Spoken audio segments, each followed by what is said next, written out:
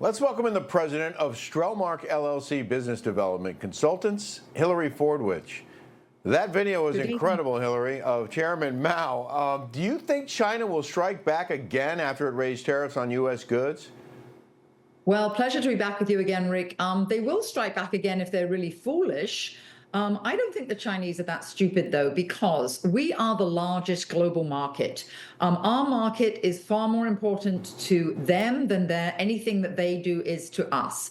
The only thing I would say, of course, is there's a lot of those Amazon sellers and a lot of people on Amazon, they get a lot of their products from China, and they're actually lamenting this situation right now. But just remember, the Chinese right now, they have to have their people employed. They have a real estate market that has crashed, and what they need, and Chairman Mao needed the same thing, but what Xi Jinping needs right now, what they need is all of their people employed. And I think President Trump was very smart. He actually talked about how they're friends. He said he has a lot of respect for him. That's President Trump's way of really opening the door. So they would be completely foolish to escalate this, because what do they have to win? They can't lose us. Well, to your point, Hillary, last year the U.S. imported $440 billion worth of Chinese goods, more than 3 times the value of U.S. goods China imported from us. So it kind of sounds like China might be shooting themselves in the foot by escalating this trade fight.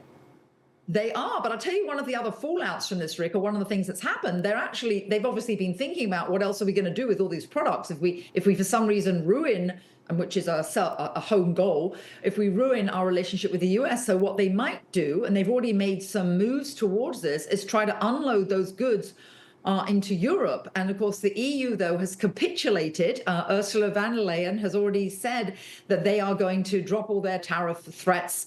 So right now, the lady who was never really that concerned about taxes has said that the tariffs are a tax, and they have dropped them. And that's because why? They need to trade with us as well. They need us more than we need them.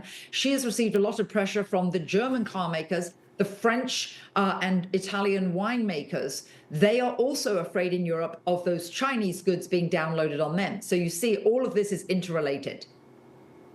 Yeah, and Europe can't buy as much stuff as we do from China. Correct. And their economy, as you mentioned, is struggling. So it just doesn't seem smart from China's perspective to continue this trade battle. What do you think is going to happen next?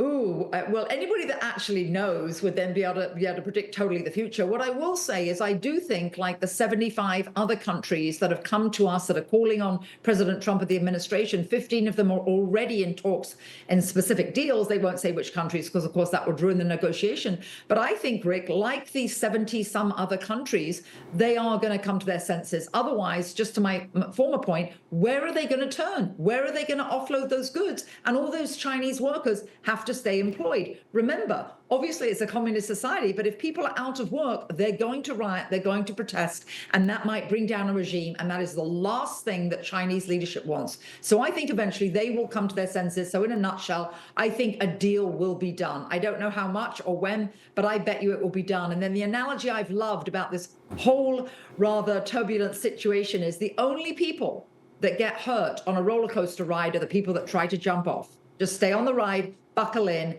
and things will get better. And I think we should all listen to the Dutch trade minister, Reiniet Klever, and he says, just stay calm. Well, that's great advice. I really appreciate that. Real quick before we go, do you think the Treasury bond markets were the catalyst for Trump to back off on all those reciprocal tariffs? What is the danger there before we go? Yes, because what was happening is we were saying you don't want the bond market to collapse. You don't want the U.S. being short sold either. So really President Trump was receiving a lot of pressure from many people because of that. And he's no fool. When he said now is a great time to buy, obviously what he wanted to do is he wanted people back in the market. We did see the Dow surge by 3,000 points, and the bond market was a big part of that. But right now, I think, like I said, buckle in, stay calm, and stay the course. I trust what President Trump's doing. He's the best negotiator we've ever had in the White House, and I think it's about time somebody put their foot down. As an American taxpayer, I can say I don't like us being the piggy bank for the rest of the world. No pain, no gain. Hilary Fordwich, Right. Thanks for joining the show.